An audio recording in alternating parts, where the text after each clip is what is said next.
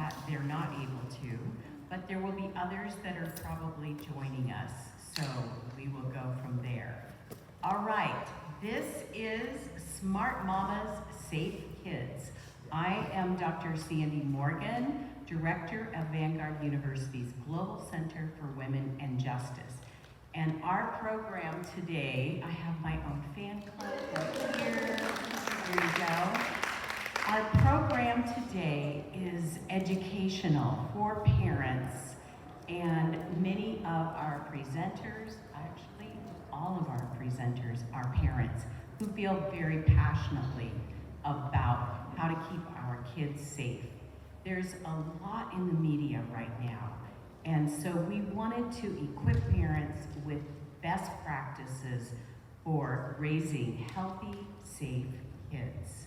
And so without further ado, I'm going to let you know that these bags, like the one right here, will be available for you to pick up at the end. They have resources through the center, and I think they have, they have pens, gift pens in there, all the kinds of stuff that you always take home from a conference, right?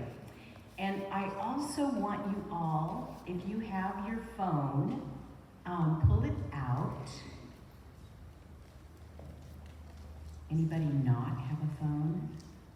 So my most favorite event of the entire year is our annual Ensure Justice Conference. And last year, our conference was very aptly called Being Crushed. And we talked about ways to intervene. This coming year, we don't have the popping title yet, but I just keep having this, I want to talk about bounce, resilience. So that's going to be kind of the direction, and it is going to be March 4th and 5th. Last time we had one in person, a year and a half ago, we had 428 people in this room. So it's a very big room, which was why we feel a little disjointed here today with so few seats available here. So March 4th and 5th, 2022 is the next Ensure Justice. Now let me start with introductions of our speakers today. Each is an expert in their own field, and all but one teach here at Vanguard, and she guest lectures, so that almost counts. So let me introduce all at one time so we don't use time in between. But our first speaker will be Ruthie Hanchett, and she is our Live to Free coach and adjunct professor. She's been a leader in the fight of human rights for over 10 years, focusing on child rights, human trafficking, and gender equality. While working for World Vision, she regularly represented the organization to global political leaders, the UN Human Rights Council, UN Committee on the Rights of the Child, UN Girls Education, and the NGO Advisory Council on Violence Against Women. Ruthie is currently coaching Vanguard University's Live to Free Club, helping student teams speak on human trafficking at middle schools and high schools throughout Orange County. If you're taking notes, you want to meet her afterwards and invite her to your kids' school. Next will be Dr. Brenda Navarrete. She is also adjunct professor and group facilitator at the Alabaster Jar Project. Dr. Navarrete provides therapeutic services and educational workshops at Alabaster Jar, a drop-in resource center and long-term residential program for women who have survived human trafficking and sexual exploitation in San Diego County.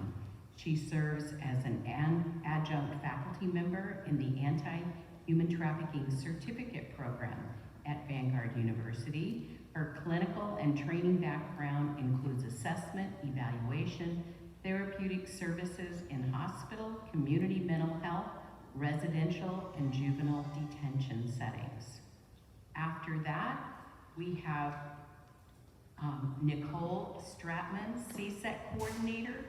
for the Orange County Social Services Agency. She's been employed with Orange County Social Services since 1999. And in 2014, she began supervising the social workers in the commercially sexually exploited children's specialized investigation unit, who are the first responders to all calls of suspected exploitation and human trafficking in Orange County. She is also CSEC coordinator for Orange County Children and Family Services, where she has been part of the Orange County Human Trafficking Task Force to create an enhanced collaborative response model, treating trafficked children as victims and ensuring the child welfare system has the services to meet the victim's needs. After that, Kendra Tankersley Davis, who is Program Director at Crittenden Services for Children and Family and also adjunct, has worked with at-risk children and families and as a result of complex trauma who are involved with child welfare, probation, and mental health systems for 16 years. She has worked within the area of human trafficking, supporting survivors in transitioning out of the life, educating communities, and providing advocacy for over 14 years. Following Kendra will be Derek Marsh, retired Deputy Chief of Westminster PD after more than 26 years of service, and in 2004 was the law enforcement founding chair of the Orange County Human Trafficking Task Force. He's now the Associate Director of the Global Center for Women and Justice. During that time, he developed and taught courses in human trafficking across the state of California and provided oversight to human trafficking investigations, assisted in creating HT DVDs, wrote grants, and provided congressional testimony twice as an HT expert witness. So, if you need anything at all, our team in the back will direct you. Restrooms are on this side. There are cookies and water in the back, and this is very informal, but I'd like us to get started, and I'm going to invite Ruthie Hanchett first.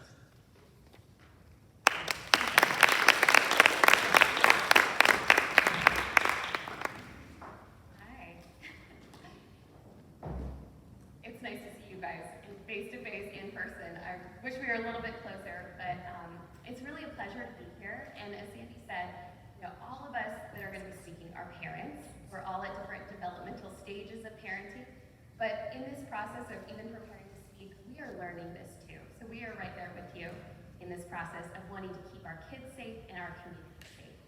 So I am going to focus on the earliest years, those years from birth to preteen, which is where we want to be building the foundation of empowered kids and empowered parents in order to then prevent sexual abuse and exploitation. And I want to just start, because I'm the first one, by acknowledging that this is hard stuff to talk about. For some of us, this may be triggering of past abuse. I mean, I'm getting emotional just thinking about how I don't think there's a family here who hasn't been touched by abuse in some way or form. So this is tough. Okay, so maybe we can take a collective deep breath together. I think I need it. But we can do this. Because we don't need to be afraid. What we want to do today is gain the knowledge and the skills to raise our children out of a place of empowerment rather than a place of fear. And so we start by building the connection. And normally I get to teach on human trafficking. And I teach college students, go up to junior highs and high schools. But I have become convinced over the last decade that if we are going to prevent human trafficking, we have to begin with preventing child sexual abuse. Because child sexual abuse is, first of all, an epidemic that has lifelong consequences. And second, these two issues are very much related. So we know that the statistics on child sexual abuse are staggering. It's estimated that 1 in 10 children are sexually abused before the age of 18. And it's usually by someone that they know. 85% of the time, it's someone that the family trusts It's another family member, a relative, a mom's boyfriend, a coach, or even an older child, a cousin, a step-sibling, a babysitter. Estimates are that up to 40% of abusers are also other minors. The point is there's someone who should have protected the child, but instead they abuse them. And it's not the stranger danger, creepy guy in the white van that kidnaps kids out of parks that when I was growing up in the 80s and 90s, they warned us about. And it's not the kidnappers in Target that we talk about on social media today. While that may happen, it's not statistically significant or typical. And so it's not what we most need to teach our kids about in order to protect them. Children may not fear or immediately try to evade abuser that they know, right? They may not be afraid of that person. Abusers work really hard to build the trust with the child as well as their family members. And perpetrators often work to convince the child that the abuse is actually a form of love, an expression of affection, and they work especially to keep the child, to keep it a secret. So children oftentimes feel great shame and guilt about the way that they are manipulated, and that keeps them afraid from seeking help. But we have to remember that it is never the child's fault. And it's never too early for us as parents to start protecting our children and empowering them to help them protect themselves also from child sexual abuse. So when we're doing this, we're also preventing human trafficking, because there's a clear connection between child's sexual abuse and sex trafficking especially. We know from multiple studies that up to 80 or even 90% of sex trafficking victims were sexually abused or suffered from incest as children. Andrea Dworkin is a famous feminist writer and thinker, and she calls incest boot camp for prostitution. Rachel Lloyd, who is the founder of Girls Education and Mentoring Services, GEMS, is a survivor herself of commercial sexual exploitation, and she's helped thousands of survivors, and she talks about a continuum from child sexual abuse to commercial sexual exploitation. And this process of associating love with sexual abuse, with the breaking of boundaries, to this unequal power dynamics between adults and boys or girls, that leads to this conclusion of getting paid for what feels familiar. However, we have to remember this path to sexual exploitation is not inevitable. Children do heal. They are resilient, as Sandy talked about. They can bounce back. But it's our job, and we want to protect them from the beginning so it doesn't have to start. So I want to talk about adults and children's rules and say clearly, in our next slide, that I can't see the slide, so I'm just trusting by faith that there, so I can see the title. So I want to say clearly that it is the responsibility of adults, parents, caregivers, teachers, coaches, church leaders, community members, and elected officials. It is the adult's responsibility to create safe places for kids, to build protective environments, to build positive assets in the community, and safety nets around kids. And adults must also hold abusers accountable. We have to put those protective structures in place around children. And at the same time, we can also empower kids themselves to be aware and partner with us as we work together to keep them safe. So it is a balancing act, as we have to be careful not to put too much pressure on kids. We can't expect them to be responsible for their own safety or stand up against a skilled pedophile, because that's too big a burden to put on a child. And it's never the child's fault when an adult abuses. But we can include children as part of that safety net, because we know we're not able to be with our kids 100% of the time, whether that's in real life or online. So we want to empower them to know their rights, their boundaries, and have the confidence to speak up if those are violated. So as adults, some of our responsibilities are first to learn ourselves. To learn as adults about grooming, which is that intentional, gradual process an adult just takes on by building a relationship with a child to gain their trust in order to sexually abuse them. We need to learn the signs of child sexual abuse.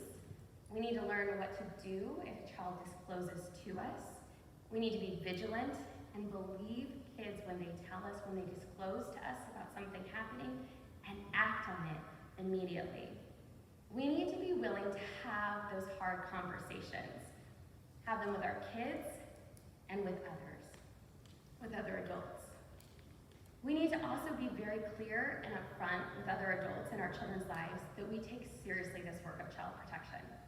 So that means that when we go check out a new church, we ask to see their child protection policy, or a preschool. We find out more, and then we check to make sure it's followed up on. We make sure it's actually implemented. We talk to our babysitters about it. We talk to our family members about it. We talk to our kids' schools.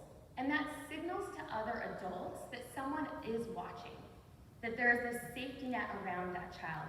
And the adults, the groomers, the abusers are less likely to they will have less access and less likely to try to abuse a child that has that safety net around her. Because standing up to a predator and protecting the child from abuse is worth us feeling awkward, feeling uncomfortable. It's worth the risk of being wrong. It's worth upsetting people. It's worth losing a friendship. It's worth breaking up a relationship. It's worth breaking up a church, and even breaking up a marriage. So our kids need to know that their safety and their well-being is our highest priority. So once we've done that work ourselves of learning and teaching other adults, we then can educate our kids about body safety and boundaries. So empowering kids is really about teaching them facts and information. And if it's done well, it does not spoil their innocence. If it's done in a developmentally appropriate way, it actually protects their innocence. We want to empower our kids with accurate, not scary information so they can be allies and partners in a team that is protecting them. And it's never too early to start laying this foundation. So from the very beginning, when our kids are just becoming verbal, we want to talk about these issues. So when it's changing diapers or bath time, we need to talk about our bodies without shame. Nothing is unmentionable, right? It's all on the table. We need to talk about their private parts and name them anatomically correct names. We need to give our kids that language. We don't use cutesy or euphemisms. We don't say wee-wees and vajayjays. We call them what they are so our kids know. And they need to be told explicitly that they are the bosses of their bodies. So I'm going to demonstrate what this looks like. When we talk to our kids, our very young kids, to build this foundation, we say things like, honey, sweetie, I want to talk to you about private parts and how we can keep you safe, right? So your private parts are the parts of your body that are covered by a bathing suit. So for everybody, it's our bottoms. For boys, it's a penis. For girls, it's a vulva and a vagina. Now, your private parts, you have the right to privacy. That means no one gets to look, touch, or take pictures of your private parts or the inside of your mouth. And other people also have privacy, right? So we don't look at, touch, or look at pictures of other people's private parts either. So if anyone, my baby, tries to tell you or try any of these things, even if it's someone we know and we love, you have the right to say no and use your best ninja skills to get away, right? But honey, if you're not able to get away, and you need to come tell mommy right away. We or any other of the safe adults that we've talked about, like Daddy or Grandma or Mrs. Jones, and I will tell you, it is never your fault. You will never get in trouble, and I will always help you and believe you. We need to have these conversations, right? Get comfortable with this kind of language, or fake it until we do, so that we can have these conversations with our kids continually. We need to explain to our kids the difference between secrets, which make us feel uncomfortable and alone, versus surprises, which are happy and always come out at the end, like a birthday present. And we need to teach our kids these lifelong lessons about consent from the very beginning, that first people should ask to hug or tickle or kiss, right? And kids have permission to say no, even if it makes the adult feel offended or hurt. And they need to practice exercising those muscles, because we all need practice saying no, right? We can set the rules, and we give choices. So we say things like, pick a way to say goodbye to grandpa. And then we don't undermine them with comments like, oh, just give grandpa a kiss. He doesn't mean anything. You don't want to hurt his feelings, right? Because if we do that, we're undermining the fact that we've given them those choices. They have the right to say no. And it only reinforces that we do things that feel uncomfortable to us in order to not offend adults, even when it doesn't feel right. So we want to be teaching our kids to listen to their body's warning signs. So when they feel uncomfortable, when their stomach feels queasy, or they have an upset stomach, or their heart is racing, or they're nervous or sweaty, that's a body's warning sign, telling them something is wrong. They need to listen to that and ask for what they need and trust their gut. Because we all know standing up for yourself can be hard, right? We need to let our kids know that they have a team of trusted adults and to listen, and we will listen as well. And we will help them. So the last thing on this slide, I think, is about having a team of trusted adults for our kids. It's important that our kids can articulate at least 5 healthy, trusted adults in their life that they can go to if they experience grooming, abuse, their early warning signs, or even just a problem that they can't handle on their own. And 5 is a great number because we have our 5 fingers. You can try this at home with your kids. Ask them to identify the 5 people that make them feel trusted and safe. And to remind them that if one person doesn't listen or respond right away, you go to the next and the next until it gets taken care of. And kids shouldn't be in each other's safety nets, right? But sometimes kids do disclose to one another. And so when we empower our kids with the information we know about body safety, and they have their 5 trusted adults, sometimes they can help ensure that other kids are taken care of, and we can advocate for other kids if our kids disclose to us. So we want to be building safety teams around our own kids, but also investing in other children, so we can be on their safety teams too, especially kids that we know are more vulnerable and need more safe adults in their lives. The last thing I want to talk about is pornography. Because we all know how easy access to porn has become, right? Even if we're not seeking it out, it finds a way to find us. And now with the pandemic, my kids have been online all year long, tablets all day. Who doesn't? You see kids with their parents' phones, toddlers with their parents' phone, and I'm not shaming or judging because we've all done it. But we have to talk about pornography with our kids. Typically, kids view pornography accidentally. They click on a link or mistype a Google search. Research says that about the average age when children first encounter internet porn now is about 11, but that is trending down. And kids are getting their sexual education from pornography. And it is not just romantic lovemaking or even positive, sex-positive pleasure kind of stuff. This is misogynistic, violent, degrading, abusive images that our kids are seeing. And it's affecting the way they view their own bodies, the way they view other bodies, romantic and sexual relationships. And it oftentimes is leading now to addiction and depression in boys and girls. And porn is actually a grooming tool that is used intentionally by predators, both to desensitize and instruct and even entice children into abusive behavior, and then create silence and shame around it so they don't seek help. So we adults are responsible for setting up as much as we can prevention, so that there are filters and apps and all kinds of tools that we can now use to try to keep our kids from seeing these things. But we also have to prepare them for when they do see it, or when a friend offers to show it to them, or they mistype a Google search. We need to talk about the harms that pornography causes, how it shapes the brain, how it's hard to get those images out of your head even if you don't want to see them anymore, how it can be addicting, leaving us wanting more, but also feeling like the things that used to make us happy don't work anymore. We need to talk about how what they see on the screen is usually not a mutual, loving, respectful relationship, what they should look like. And we need to talk about how there's actually a real person on the other side of the screen, and how sometimes they're hurt physically, emotionally, or forced to do something they don't want to be doing. Because we know from multiple studies of people who have been used in sex trafficking that they were also forced to make pornography while they were in sexual slavery. So we need to talk about these things with our kids, and we also need to talk about how feeling curious, or even having a natural physiological response to what they see, is totally normal, but it doesn't mean they should keep looking. So we need to talk about, what do you do if you see it? We need to teach them that if they see it, they need to recognize that it is pornography and it's not appropriate for kids, that they shut it down, they close their eyes, turn it off, click out, put the screen down, and then they come and tell their trusted adult. I have an image of a really helpful book called Good Pictures, Bad Pictures. They have an elementary age book that's great for starting this conversation for my kids that are 8 and 10, and they even have a junior version.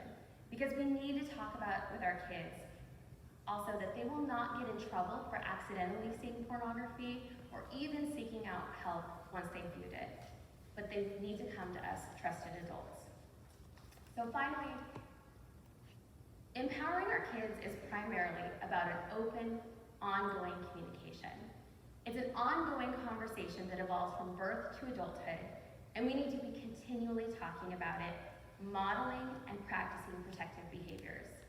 So I want to encourage you to start today if you haven't yet. It's never too early and it's never too late to have these conversations with your kids. Because ultimately our children need to know that they have infinite worth and are deeply loved. And if anyone ever tries to treat them as if that isn't so, we want them to recognize it and to reject it. And that's a hard lesson, a life lesson that I believe we are all still learning. But that is our task as parents. I've left a few more images of books that I find useful, but I want to encourage you to have these conversations. Books are a great way to start the conversation, but we need to be brave, awkward, and kind with our kids. Thanks.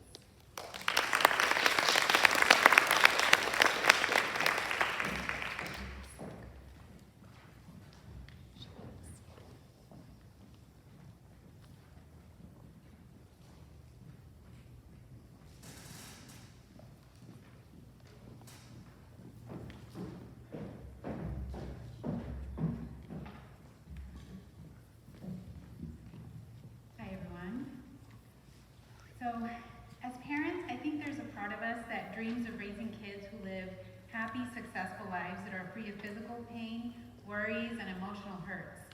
They'd never break a bone, they'd never lose a ball game, use drugs, or wreck a car. We would love to live in a world that's so ideal that we wouldn't have to worry about things like drugs, bullying, parents fighting and divorcing, human trafficking, or pandemics. I admit there's times that I wish I could wrap my kids up in emotional and physical bubble wrap and insulate them from all the worries of this world. And this natural instinct to protect our kids from harm is bred into our parental bone marrow. But the reality is that we can't. They are more likely than not to experience things like broken relationships and loss in their lives. They will likely face disappointments and failures. And although none of us wishes adversity on our children, realistically, we have to accept that this is part of life. And we can't raise totally invulnerable children. So if our goal is to raise kids who can handle the bumps and bruises the world has in store, our goal will have to be resilience. Resilience is the capacity to rise above difficult circumstances and the ability to recover from setbacks. Being resilient means that you face challenges, not eliminate them. You learn from your mistakes, not avoid making them. And to be resilient means that you rebound from failure. So keep in mind that all the mistakes I make during my presentation today are done in the name of resilience. So resilience is similar to buoyancy. When our bodies are pushed underwater, they instinctively rise back up to the top. And that's a useful image to keep in mind as we talk about resiliency. It's what we want our young people to do. When pushed under, rise to the top again. I think all children are born with natural resilience. My youngest child is 5, and she's been in swimming lessons for about a year. And my older son took swim lessons for a couple years before her. One of the first goals in her swim program is to be able to float independently. And as I've sat through their swim lessons over the years, I was able to observe that different kids that came in had different levels of natural buoyancy. Some floated more easily than others as soon as they came in, but eventually all the children were able to learn how to float.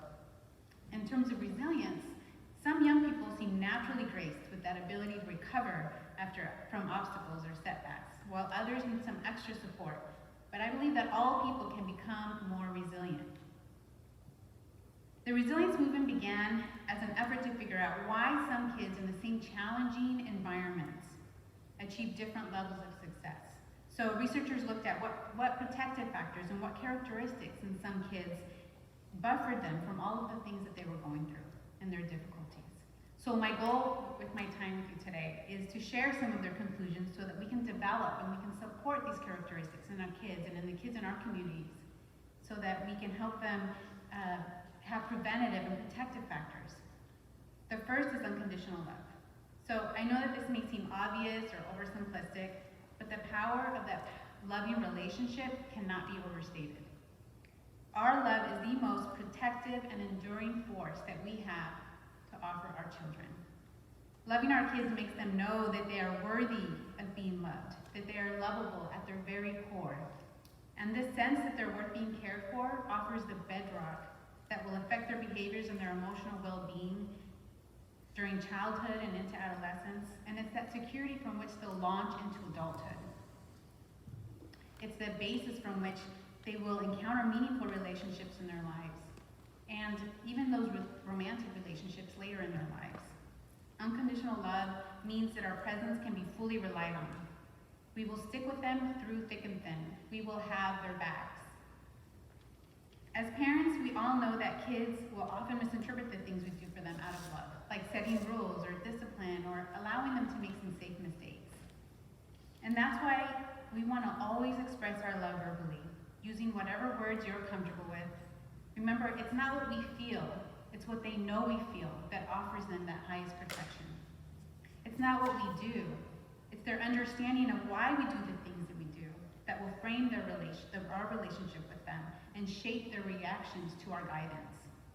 So keep protecting, keep guiding, and sometimes standing aside, but always let your kids know why you're doing these things. So, for example, you might say, I set rules for you because it's my job to protect you, and I love you too much to see you be unsafe. Or you might say, I'm getting out of your way so you can learn this lesson on your own. But know that no mistake that you make or any temporary failure will ever change how much I care about you. And let's be real, parenting can be hard, and family can be messy and complicated. Sometimes because our home is that place where kids feel most safe. It's where they release their anger and frustration, and we feel like we just want to tear our hair out, or we just want some time alone.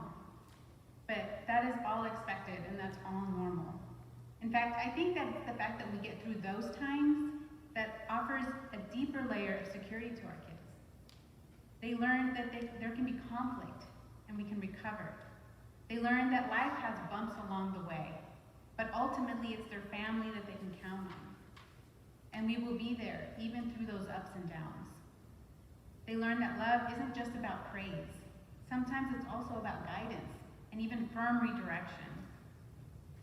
And we can be loving even as we hold youth accountable to being their best selves. And this takes me to our next topic, which is adult expectations. A cornerstone from decades of research and resilience is that kids thrive when they have at least one adult who believes in them unconditionally and holds them to high expectations. Now, I know that at first this need to have high expectations might seem to be in conflict, with that unconditional love. But the reality is that our unconditional love has an even greater influence when it's paired with high expectations. The key is understanding that high expectations here doesn't refer to getting straight A's or perfect recital performances. It's about holding young people accountable to being their best selves. It's about knowing who they really are and elevating their core goodness, their character. So things like being kind, being respectful, being considerate of others. On the other hand, if parents expect their kids to be lazy and argumentative or selfish, their behavior is more likely to follow. We want our kids to look at the reflection in our eyes to measure their real worth. Even during those times where other people might see them through the lens of their mistakes or poor choices.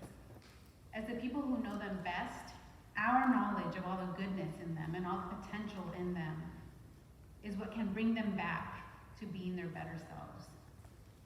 The next factor is competence. So competence describes the feeling of knowing that you can handle situations effectively. It's different from self-esteem, where self-esteem is more of a general feeling about yourself or an emotion. Competence is our belief in our own abilities, and it's acquired through actual experience. We can help kids develop real competence by praising their effort, not their intelligence or the end result. We can recognize the process, not the product. So, for example, instead of saying, "You are so smart," you can say, "You keep trying, you don't give up." Or instead of saying, "You're such a great artist," you could say, "Tell me about your picture. I see blues and reds." We can also help kids develop their competence by helping them identify and develop their individual strengths. We can give them opportunities where we believe they'll be successful. We can avoid making comparisons with their siblings or other kids. And we can empower them to problem solve and collaborate with us in making rules or decisions whenever possible. Our next factor that builds resiliency is connection. So kids with close ties to their family, friends, school, and community are more likely to have a solid sense of security, which makes them less likely to seek those undermining relationships for love and attention. We can foster connection in our own home by allowing them to express all of their emotions, even those big and negative ones, which I know can be tough. I have a 5-year-old and an 8-year-old. This means that when they're upset, we can say things like, "Tell me all about it," instead of, "It's not a big deal," or "Just get over it." Even though sometimes there might be some truth to that, right? And no judgment, we've all been there, right? At one point or another. And we can listen more, and we can try to get them to talk more by asking open-ended questions like, "What do you think about that?" Or "Tell me more about that." We can also address conflict openly and resolve problems as a family. And we can foster connection outside the home by supporting the healthy relationships that they have in their community. And we can model these behaviors when we also foster the healthy relationships in our lives. And I like the idea of visualizing support as concentric circles of guidance and opportunities. So the first and most important protective layer is the parents' high expectations and unconditional love and support. And other layers might include extended family or positive peers, school, and community. And each diagram will look a little different for each family. Your community might be religious or spiritual organizations like youth groups. Or it may be sports leagues or Boy Scouts or Girl Scouts. And I like to think of these circles as made of like Swiss cheese. So yes, I said Swiss cheese. So none of us is perfect, and there will inevitably be holes or gaps in our guidance. So if there's a hole or a gap in an area of our guidance as parents, for example, our kids fall through, they can be caught at that next layer of support, or the next layer. The next protective factor for resiliency is contribution. It's a powerful lesson when kids realize that the world is a better place because they're in it. So kids who understand the importance of their personal contribution can gain a sense of purpose that can be motivating to them. We can build contribution by communicating to our kids at age-appropriate levels that there's a lot of people in the world that don't have all the resources that they need. We can give them opportunities to contribute to their communities, things like volunteering. There's so many fun activities. You can do kindness rocks, or they can make drawings or write letters to nursing homes or people in the hospital. Or they can be a part of collecting and donating unused items in your home. The last factor affecting resiliency that I'll be sharing about is coping. As we talked about earlier, adversity is inevitable. So perhaps one of our biggest umbrella jobs as parents is to teach our kids how to respond in adaptable ways to adversity and stress so that they can function and thrive. A lot of the people that I worked with in recovery from alcohol and drugs has been teaching them how to allow themselves to sit with their difficult feelings and endure their big emotions and choose to cope in healthy ways, because many of them learned at an early age that it wasn't okay to express their emotions in healthy ways, things like crying or venting or talking about how they felt. So they turned to things like drinking or aggression instead for that instant relief or a numbing of their feelings. Having a wide range of positive coping mechanisms and skills can help youth manage stress without turning to those quick and easy but dangerous fixes that we all call risk behaviors. We can model constructive coping as parents by going for a jog when we've had a hard day at work, or taking a break on the couch for a minute before running to make dinner.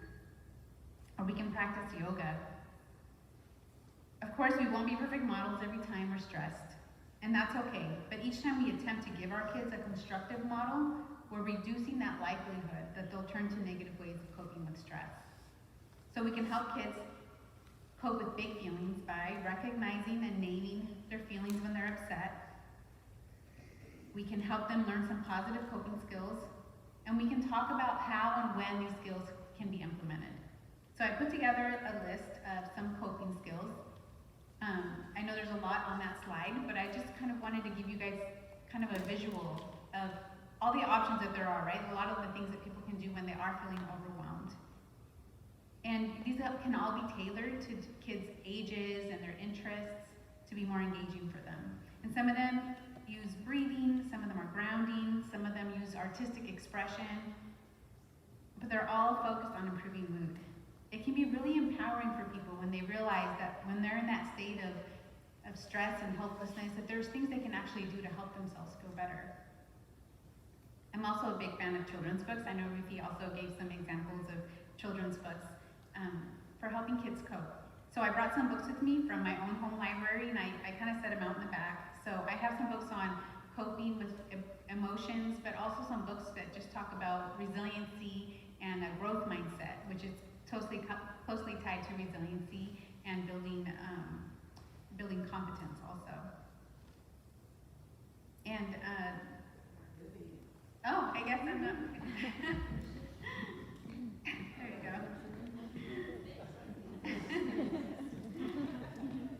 And if you feel like your child needs support or services beyond what's being addressed at home, don't hesitate to seek professional support. Remember that seeking professional help doesn't mean that you failed as a parent or that there's something wrong with your child. Seeking help is an act of love, not failure.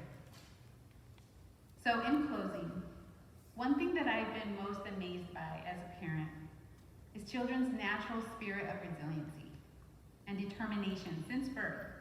And I'm sure all of you can relate, and probably any of you could come up here and tell your stories of your kids and give examples.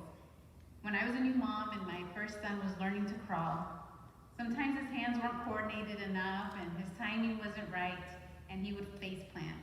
And I would be in the next room and I'd hear that sound, and you moms all know that sound, right? And dads. It's like that awful sound of like a watermelon hitting the ground. And I would go over and I'd have that sick feeling in my stomach, and I'd go over and I'd pick him up and I'd comfort him. And he would let me comfort him like for a minute. But pretty soon I'd start to feel his little feet and hands pushing against me, signaling that it was time for me to set him back down again. And as soon as I did, he was fearlessly at it again. As parents, we witness these resilient qualities in our kids over and over again. When they were learning to walk, to speak, to feed themselves, to ride a bike or drive a car. Where they persevered through the pain of scraped knees, bloody noses, and failed attempts, and they wiped away their tears, and they kept trying until they mastered their given goal. Can you imagine what we could accomplish if we didn't allow this resiliency in us to fade? If we faced the world with the same fearless determination and acceptance of our own failures as part of our journey to success. Let's remind our kids that these qualities are already in them and have been a part of them from the very beginning. Let's remind them of all the milestones that they've already persevered through and mastered. Let's highlight and build these qualities and support organizations and people in the community that are doing this work.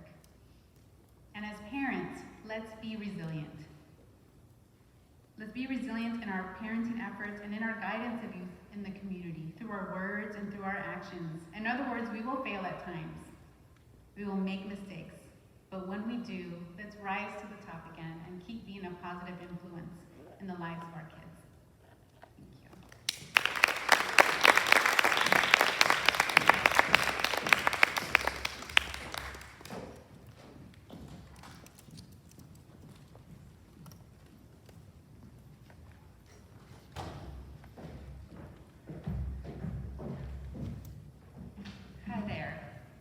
I'm glad everyone is here today learning about how to keep our kids safe, how to prevent commercial sexual exploitation, human trafficking, and sexual abuse. So I'm going to really be speaking today about what commercial sexual exploitation is and how that does include human trafficking. First, I would like to explain that when I'm speaking about human trafficking and commercial sexual exploitation, it's really also called domestic minor sex trafficking here in the United States. And domestic minor sex trafficking is the type of trafficking that occurs within the boundaries of the United States, and the commercial sexual exploitation of children is what happens with children. It is recognized across the United States and is something very different than international human trafficking and sex trafficking. I'm not an expert in international trafficking, so that is why I will be speaking about what we see here in the United States, in California, and especially in Orange County. So in the next slide, I want people to think about the word prostitute and the word victim. Normally I have some animation and I have people think on their own and participate and tell me what their thoughts are. But in this case, I just have it up here for you to really think about. Because when I've done this presentation many times now, I know that there are preconceived notions, ideas, opinions, stereotypes when the word prostitute is used, when it's referred to as somebody or when it's just referred to in general language, including in media posts, news articles, and other places. And it is connected with oftentimes very negative views and thoughts. And that language that we use when we describe somebody and using that negative thought really then dictates how we treat them. And if we think of them as a criminal or someone who is abusing drugs or someone who doesn't have family, we might treat them differently than if we have somebody that we're calling a victim. Most people, when I do this slide, talk about the words that they use for victim as someone who really has no choice in the situation that they're in. Something happened to them. They're hopeless or vulnerable. And so I really have these two words up here because I want to move our thought process about someone who's being prostituted into the thought that perhaps maybe it's really a situation in which they're being victimized. There's research to show that 84% of individuals who are being prostituted are under the control of somebody else. That's quite a lot. That's quite a lot. Next slide, please. So I want you to keep that in mind as I continue to talk about definitions and some of our laws and codes here in California. So prostitution is a definition and is contained in our penal code. So it is a crime, except for children. Under 18 years old in California, a child cannot be arrested for prostitution. That law became enacted here in January 1st, 2017. So I want to especially, when we're talking about children who are being forced into a prostitution situation, that we do not call them a child prostitute. We do not refer to them as a prostitute or anything like that. As I mentioned in the last slide, when we do that, we have a lot of negative connotations. We might not actually help that person if we think of them that way. So prostitution, while it is in the penal code, a child is not to be considered that and is not to be arrested as such in California. Next slide. I want to highlight what human trafficking is. And the definition of human trafficking in the penal code, it includes pimping and pandering. And I'm not going to go into the details of pimping and pandering, but what pimping and pandering includes is prostitution. So pimping is somebody who benefits from the funds that somebody receives in an act of prostitution. Pandering is encouraging someone to engage in prostitution. Okay, we cannot do that for a child. Cannot do that for a child. Anyone who does that for a child, they're automatically violating the crime of human trafficking. So that is often what we see here in California and across the United States, what human trafficking is. It includes oftentimes an act of prostitution that is defined in the penal code. It is not the case for a child, but is what often people perceive, and I want us to understand that that is a victim of human trafficking. It doesn't require for a child any force, any coercion, anything like that. But when it does, the penalties are higher, and it's a 15-year to life case. So we really want to understand what that looks like and what it is and how to intervene and prevent. Next slide, please. And one of the ways that we can prevent is really understanding the vulnerabilities of children. Who are the most vulnerable? How does a child become vulnerable? And what we have found is all of the children located by law enforcement here in Orange County, every single one of those that law enforcement made contact with first, that identified them as a victim of human trafficking, has had a prior history of child abuse, where 80 to 90% of them, sexual abuse was included in that.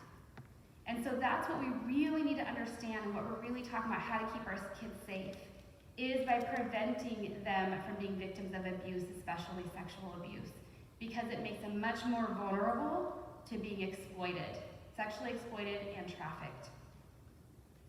We also know that many of our children in foster care are more vulnerable to being exploited and trafficked. We have found that 92% of our youth who we have made contact with in our system have had prior child abuse as well, who've been commercially sexually exploited. And already 30% of them are involved in our system. So those are our most vulnerable children, but they're not the only vulnerable ones. Any child who's on social media, any child who's engaging in game playing where you can connect with others is vulnerable to being exploited. It is a problem that is also hidden, so our youth who are being exploited, that are being trafficked, they don't tell us, they don't understand, because coercion and grooming is a big part of that. And that's what Ruthie talked about in the beginning, is that grooming process, that building a false sense of trust with somebody, and it being somebody that the child already knows and has a relationship with, then becomes in a situation where they're being exploited and they don't even realize it, they're not going to identify it, and they may not report it. So we have to understand the signs of it and also how to prevent it. Next slide. In California, we have the Child Abuse and Neglect Reporting Act. Within that, it tells us which types of child abuse, and very specifically defines child abuse for us and where child welfare gets involved, and sexual abuse is in there, of course. Also under sexual abuse, though, is sexual exploitation and commercial sexual exploitation. Next slide. And I really want to go through the differences of those, because we hear about human trafficking and commercial sexual exploitation, or CSEC, C-S-E-C is the acronym that we use.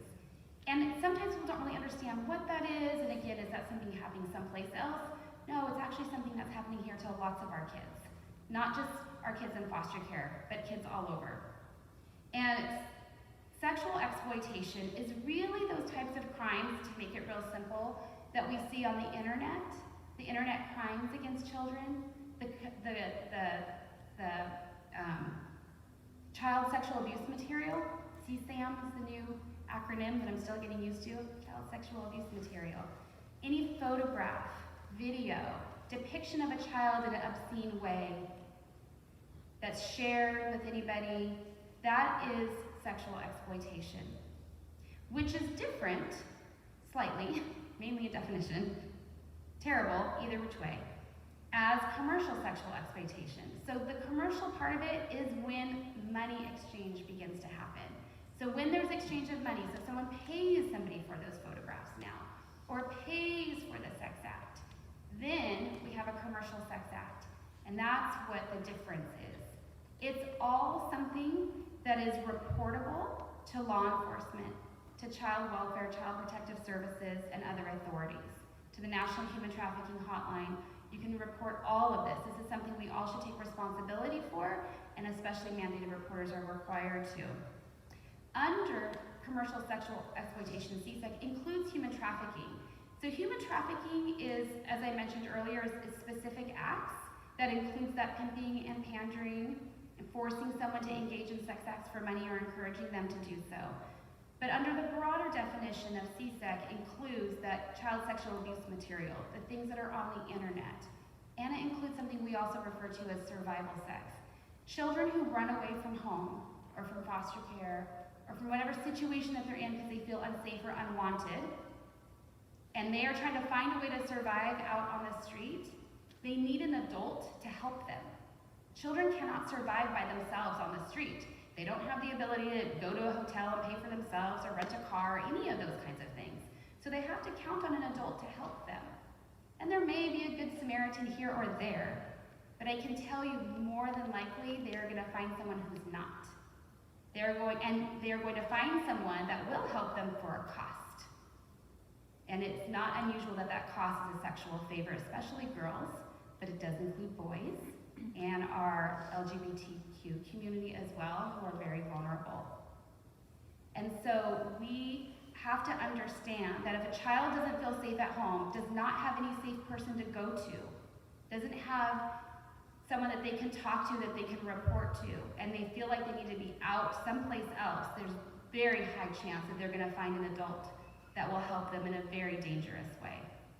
And it will be a very coercive, grooming, subtle way that they won't even realize it's happening, which is why we have to teach them the skills that we're talking about today. Next slide, please. In Orange County and across the United States, we have child advocacy centers. Child advocacy centers are those places that investigate child sexual abuse, severe physical abuse, as well as children who witness violent crimes.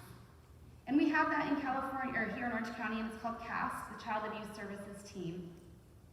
And it brings together multidisciplinary professionals so that that child doesn't have to retell their story over and over, that the district attorney, the law enforcement, the social worker, and the therapist can work together to help that child tell that story that one time to hopefully be able to prosecute and convict their offender.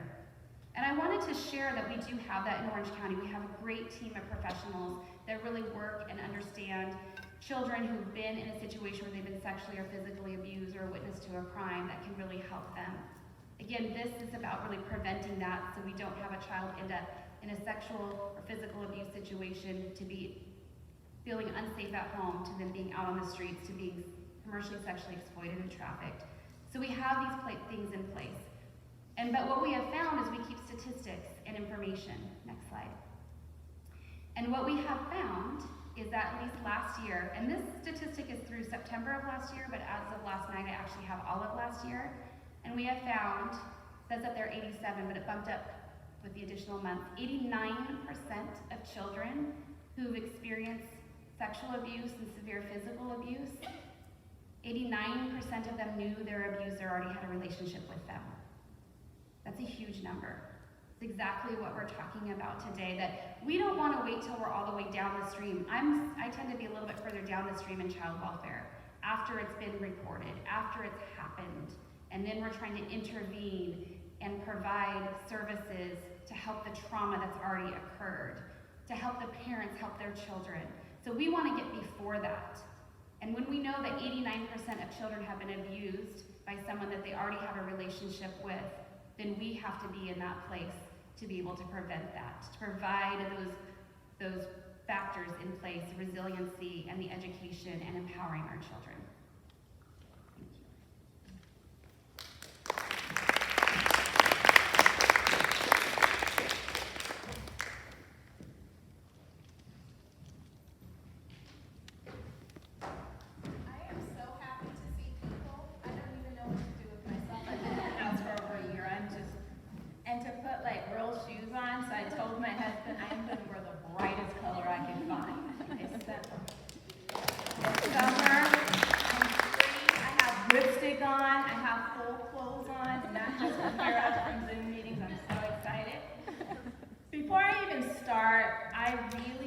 Thank you guys for just showing up. I'm gonna applaud you. You know why? I don't see it a lot. I miss it. But I spend so much time teaching parenting classes or working with families, and usually by the time they get to me, really horrible things have happened to them. And I'm trying to help them work together on how we're gonna heal, how are we gonna move forward, and how we're gonna be better. For me, seeing you in this room means you're like, hey, I wanna try to stop this before it happens. So I want to thank you and just say I appreciate you. It's Sunday afternoon. We're almost free. You could be doing a whole bunch of other things, but I thank you for being here. I'm going to take these off because I'm trying to adjust to my progressive lenses and it's driving me crazy. So I want to talk to you guys about myths. I do a lot of work in a lot of different counties, but Orange County is one of my faves because I always kind of get a shock value when we talk about certain things. So I'm going to start with a personal experience that I had. So my daughter, she's 20 now, which I can't believe. It's a shock to me, but she is. And she went to a private high school. My sister actually just sent us a picture. She graduated like 2 years ago today. And she went to a private high school in Orange County, and supposedly it's one of like the best ones in Orange County. And it was a good school. I will not mention the name of the school because this has nothing to do with the school. The school was great. But the school is comprised of some very fun dynamics, I would say. It's more wealthier people, as I think they're broader based. They have a lot of international students. Then there's the middle class group, there's us. Then there's some scholarship kids. And so it was interesting. I believe in being present with your kids. So I was on the parent board, and the headmaster of the school doesn't have a principal, it's the headmaster. He's doing this meeting, a parenting meeting, and I'm there, and he's telling the parents, and the therapist was there, because the school had a therapist too, and they're saying, talking about the importance of checking your children's phones, and checking their social media, and checking their rooms. And this is important because there's a lot of things that could be going on that we don't know. They could be purchasing drugs. It is really easy to purchase drugs off of any type of social media. And what that child may think they're purchasing is not actually what they're purchasing. There's been a big increase of them getting actually fentanyl, which is killing them. Or they could be posting inappropriate pictures that could be causing conversation. So he's talking to the parents, and this was the response. Oh no, I would never do that. These are blank kids, the school name, and these kids don't do that. This doesn't happen here. They act like the headmaster had lost his mind. No one thought that he's telling you this because something is happening. It took everything in me not to jump on top of the conference table and say, I need you people to wake up and get your life together. But I didn't. I'm so proud of myself. I stayed there. I was quiet. I kept it professional until this mom, who was also on the board, said, you gotta be kidding me, right? I loved her. I still love her. Because we have to face reality. So I wasn't sure if these parents really didn't know, or did they really not want to know, or do I just have my head so far down in the sand and I think I've created this protective barrier that it doesn't happen to my kids. What they didn't know, or may not have known, or I don't know if they did know, was there's a group of kids going around the block in the morning getting high. And some of them were their kids. What they also didn't know is my daughter had shown me a picture of an upperclassman, she's probably in the 10th grade about this time, an upperclassman's Instagram picture where her family was very wealthy and they had pillars either in their house or outside, and she was pole dancing on the pillars, posting that on social media also with very provocative pictures and engaging with various males. She didn't know if they were adolescents, if they were school peers, if they were men in another country, but she was doing this. I say this to you, as parents, we don't get to put our heads in the sand and say it doesn't exist, because it does. And I hear that a lot when I present in Orange County, I don't know, next slide, is it doesn't happen here. I talk a lot about the commercial sexual exploitation of children. The reality is children are exploited, and they are exploited in Orange County. I work in Orange County. I work in LA County, I work in a lot of counties. But I am in Orange County too quite a bit, and it does happen here. And Ruthie and I were talking, I was really trying to think, in my 16 years, have I worked with someone who was snatched up by someone they didn't know, and they were abused? I don't think I have. I'm still thinking about it. There's gotta be at least one. But most of the kids that I have worked with who have been trafficked, or who have sustained child abuse, physical abuse, general neglect, sexual abuse, it is always somebody they know. It is mom's boyfriend, grandpa, uncle, teacher, coach, somebody that they are familiar with. That is an easier way for a groomer to get a child. Obviously, it does exist in small amounts where kids are just snatched up. I have heard those stories. I don't know if I've ever worked with one. So I want you to understand that it does happen here. And I just pulled up, next slide please, a few headlines to show you this. I'm gonna have to read them from my phone because I still can't get with these glasses. So I said, how can I prove to the people it happens in our wonderful Orange County? So I few headlines. OC man ran 29-woman prostitution ring in Irvine apartments. 2017, and I did historical information so that we could see it's a continuum. Global sex trafficking ring busted in one of America's happiest, safest cities. What city do you think that was? Irvine.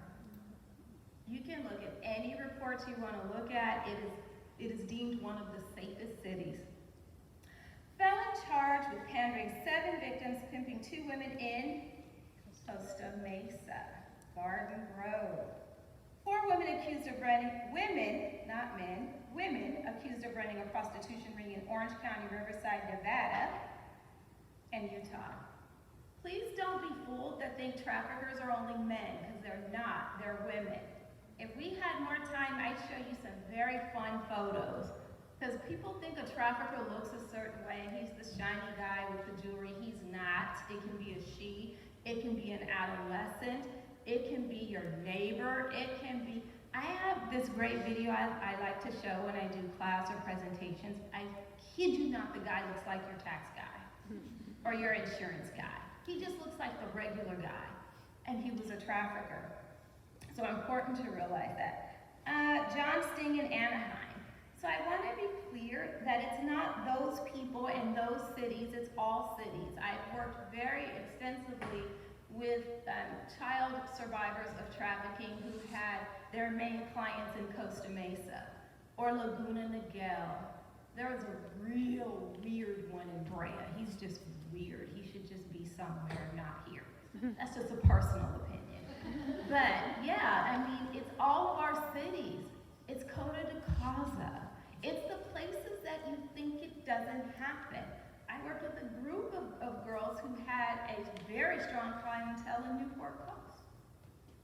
It's where you think, and a lot of times when I tell you, I do these presentations, it's always those kids in those cities. It's our kids in our cities, and please understand that. Some additional information, next slide please. I'm not a numbers person, because I just don't like math, but I do think statistics are very important, because they do give you some general information and maybe make it a little bit more of a reality.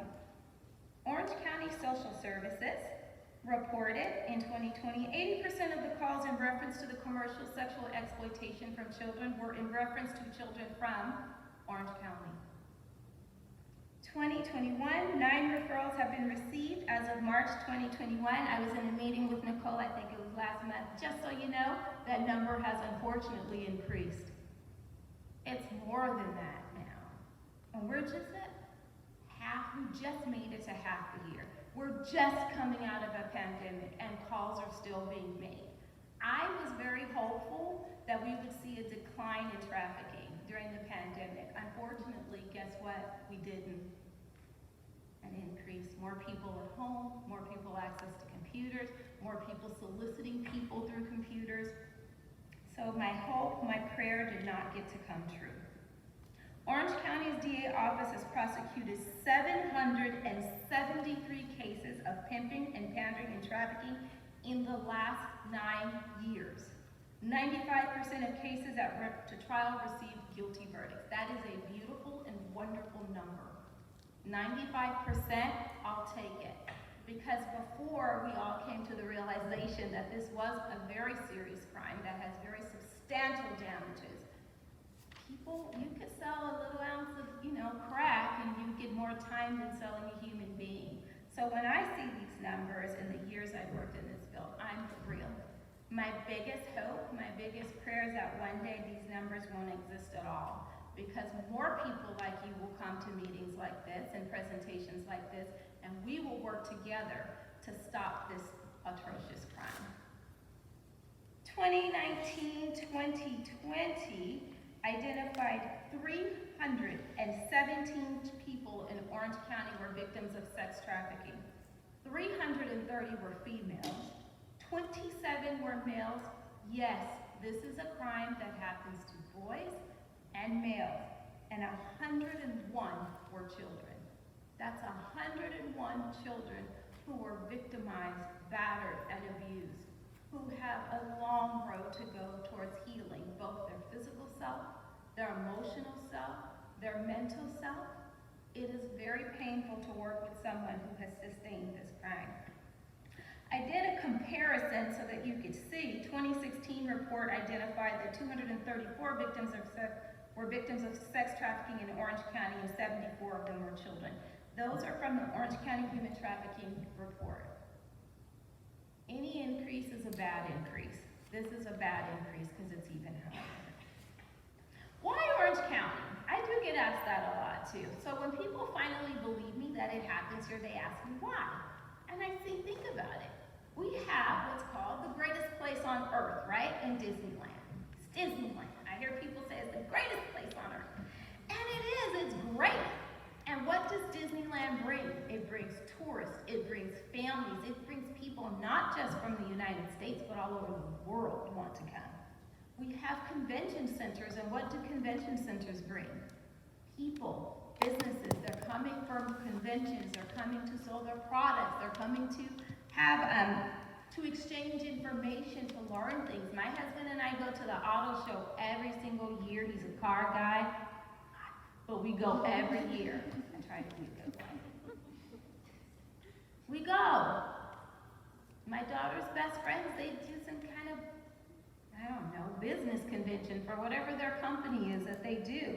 We have sports venues. People go crazy to come and see a game. I'm not a sports person either, I'm learning this. But I see people like, oh yeah, I'm going to the Dodgers game, or I'm going to the Anaheim to see the Angels. People come from all over. That brings more people, more tourists. We also have concert venues. And then there's this really big myth that everyone in Orange County is rich. I don't know who created this, but everyone in Orange County is rich. I would tell people, oh, where do you live? I lived in Orange County. Oh, and I'm like, no. I work for a nonprofit. Yeah, I'm not rich. But it's that myth, that belief. Do we have wealthy areas? Absolutely, we do. My daughter's best friend lives in Newport Coast. It is amazing there. Her house is amazing. So that's a wealthy area. But there's areas all over of all kinds. And this touches everyone. So not everyone in Orange County is wealthy. We have a middle class, we have lower income, but the belief system that everyone is wealthy here is very attractive to traffickers. So they want to bring girls and people here. They want to recruit more people from here, more victims from here, because we are apparently the land of gold and diamonds and lots of money. What are some types of trafficking that takes place here? So a lot of times people think that trafficking is just street prostitution. You just see people walking on the streets, and that's not true. I want to challenge you to take a look around your communities where you live and see what you see. Hotels, very big venue for trafficking. Massage parlors. I have noticed in the last 5 years or so, there's a very large increase of massage parlors to me in Orange County. And they don't look like Massage Envy. And you drive past Massage Envy, it calls you. It's beautiful, it's lit, they have that beautiful floral arrangement. And it's not open 24 hours. How many of you seen different looking massage parlors that are open 24 hours? Who gets a massage at 2 a.m.? Who wakes up at 2 a.m. and goes, you know, drive out to this massage parlor? And statistically, who goes to massage parlors? Think about it. Women. I sat outside my daughter's voice lesson one day, and there was a massage parlor that didn't look like massaging. So I'm looking at it, and within an hour, I saw 4 men enter and 3 men leave. Not one woman within an hour. That was quite interesting to me. Pay attention to your environment and see what you see. And then, of course, there is street prostitution that does continue to exist. And then there's internet and social media, which is running rampant. We get one page pulled down, another one comes right back up. And then there's the dark web. A few months ago, I sent Ruthie this article. She'd already seen it, but new type of child sexual abuse and exploitation. Since many of our children were online all year, predators were linking with them. And think about it, their cameras, their laptops had cameras, because they had to see the teacher, or their friend, or whatever activity they were involved in. Predators were accessing the cameras, and instead of, they can't get to the child, but I can make the child do inappropriate things to their younger siblings, and I can secretly record it without that child knowing. How many parents would know that was going on? Because what were we doing? We were working too from home, and we were busy and coexisting. So they're very creative in what they do. So people ask me all the time, well, what can I do? Step one, you're here. Applaud yourself, because that's amazing. Step two, be present. How do you show up in your kids' lives? Are you present? Here's the perfect example of this, I think. Another personal story. So my daughter's 12th grade year, this little boy was trying to talk to her. And I really didn't know him. But I was at the school a lot because I volunteered a lot. My husband was at the school, he volunteered a lot, I was on the board. So the little boy says to he was a teenager, he was a senior, and he said, you know, maybe I could come to your house and watch the basketball game. And my daughter was like, yeah, sure. And she said he thought about it, and then he goes, ooh, I don't know, I'm kind of scared of your mom. And she's like, my mom? I'm 5'1", I'm really not that much to be afraid of.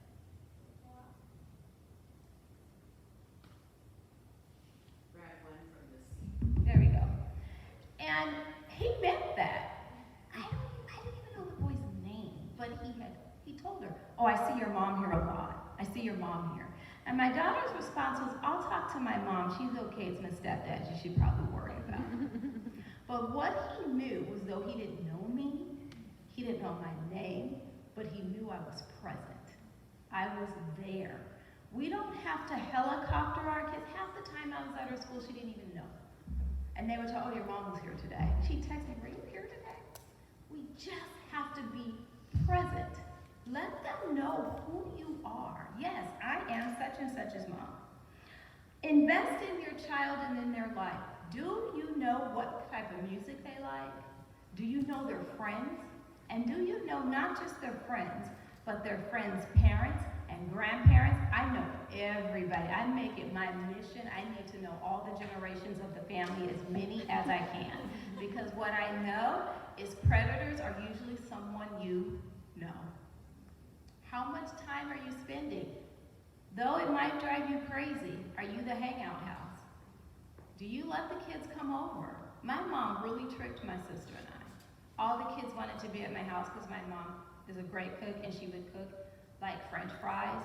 Idaho Potatoes owes her a lot of money because she has made so many fries, but it was her way of knowing what we were doing and who we were with, and that's important. Listen to their music with them. You don't have to like it, but it opens up a conversation because you can talk about the lyrics of that song and how you view it, and allow space for them to teach you and share how they view it. Do you know your children's social media? Doesn't mean they won't get a secret account, but they still know you're present. I have Instagram for one sole purpose, to stalk my daughter and her friends, and they know it. My sister has Snapchat, I can't figure that out, for one sole purpose, to stalk my daughter and her friends. Does it mean she doesn't have a secret account? She could, but she knows we're present. Do you support their activities? We're busy. Go to a game, go to a concert, go to something that they are involved in as much as you can, because they remember that. And those around them, Susie's mom is there every time, don't worry about it. Be aware of your actions and your own individualized behavior. Kids watch, kids learn more from what you do than what you say. How many of you have said they just don't listen? That is my standard line on rotation for my daughter. You just do not listen. And I know she's listening, but I know she's watching me even more than anything I can tell her. She watches my behavior.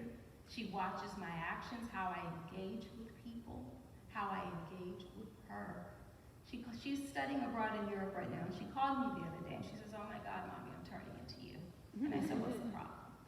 And so I studied dance for a very long time, and I like to dance, and we dance in our house. But when I dance, apparently, I snap my fingers. I didn't know this. So my daughter calls me. She says, my roommate and I, we were just dancing in a room, and I thought, oh my God, I'm snapping my fingers. I did not teach her that. She observed it. And so I challenge you to do that. I like to list resources of things that I think everyone should have. The National Human Trafficking Hotline, it's an important number to have. You can report anonymously. You don't have to give all your information. You just tell them what you see in as much detail as you can. I used it the other day. I saw a young lady, I know she was working. I don't approach because I knew somebody was watching her. But I gave the hotline a full description of her, down to the case of her cell phone and where she was located. And now my job is to stand back and let law enforcement take over. The Orange County Child Abuse Hotline, do not hesitate. You don't have to know it for sure. The social workers are the professionals. Let them figure it out and investigate. If you suspect something, you are responsible to say something.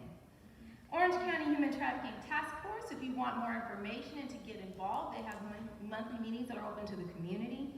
And I think it is a winner for you to tune in to our Global Center for Women and Justice. I included the website. There you'll find a podcast button. Click it. There are the most amazing podcasts on anything you want to learn about trafficking. They're led by Dr. Morgan. I listen to them. It is fascinating as you continue to learn. And as I close, I want to ask you a really important question. This is not a question that I derived myself. I heard it years ago on the Oprah Winfrey Show when she was interviewing the great author Toni Morrison. And here's the question. Do your eyes light up when your child enters the room? Really think about that. Do your eyes light up when your child enters the room? What do they see? Do they see love and joy and acceptance? Do they see that you are how much you love them and care? Do they see that they bring you light and laughter? Do they see that at times they can bring you peace? Do they see that they bring you pride and honor? Because I assure you that that trafficker or sex buyer, their eyes illuminate when our children walk in the room. Because that trafficker sees a means to his end. He's going to be able to afford the lifestyle he wants. Your average trafficker can make 6 figures off of 4 children. They are delighted when they see our children because they have complete control. And that sex buyer, he is thrilled because his wildest, deepest, darkest, weirdest, most disgusting sexual fantasy is about to come true. Something he knows his wife will not do, he will do to a child. I ask you, do your eyes light up when they enter the room, even when they make a mistake? Do they see compassion, forgiveness? Do they see grace? Do they see endless love? I ask you as you go about your day and your week, be present. Make sure your child sees what you want them to see and feel when they enter the room. Even if you're busy, because we're all very busy, take that second to make that connection so your child knows I am valued, I am loved, and I am respected.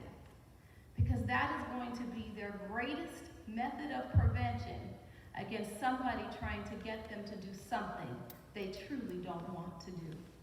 I again thank you for being present today, and I thank you for your time. Thank you.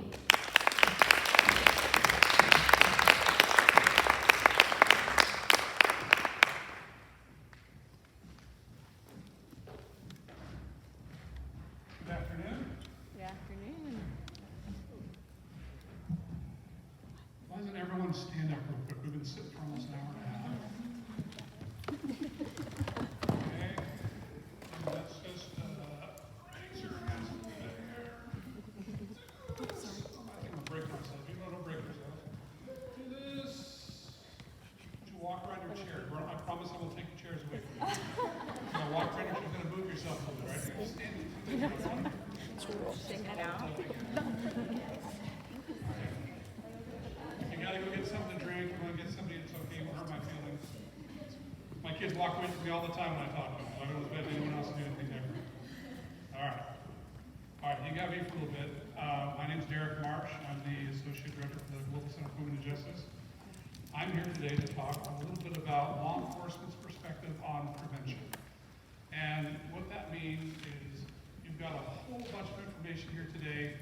What we're going to hope you can do with it are three different things. Because what we're going to do is we're going to take what we call the enhanced collaborative model for against human trafficking, which the federal government's been using for 20 years now. And what we do here, can you hear me? No? I'm not worthy? Okay. Okay.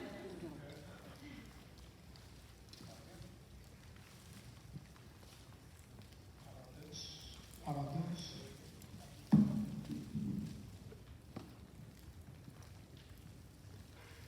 To break things. Here we go. Is that better? I think Rand just ran out of juice. So what we've been trying to do with the enhanced collaborative model for human trafficking is try to focus on different aspects of our strategy to stop and or fight human trafficking. So with prevention, our goal here is to eliminate or reduce the risk of victimization for our at-risk populations, or vulnerable populations, and keep them from being exploited or trafficked. And what we've seen today from all our previous speakers is a lot of in the weeds, important things that we need to understand. Now, what are the key factors of being vulnerable? Sexual abuse. What are aspects of what it takes to be human trafficked?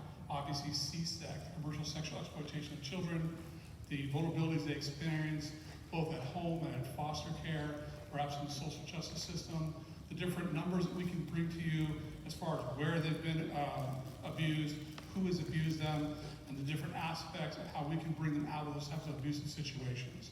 And also understanding the different systems and agencies we have in place to help intervene in those potential vulnerable situations. What you want today for me is more of the law enforcement perspective.